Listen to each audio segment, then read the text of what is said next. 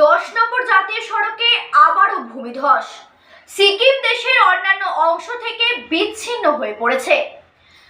শিলিগুড়ি থেকে সিকিম যাওয়ার মূল রাস্তায় সেতু জোড়া ও কান্দু বস্তিতে বড় ধরনের ভূমিধস হয়েছে, যার ফলে অর্ধ শতাধিক পথ নদীতে তলিয়ে গেছে।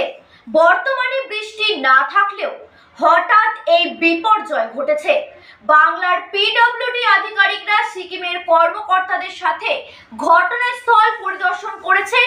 পরিস্থিতি দেখে বোঝা যাচ্ছে না রাস্তা কখন পুনরায় তৈরি করা যাবে।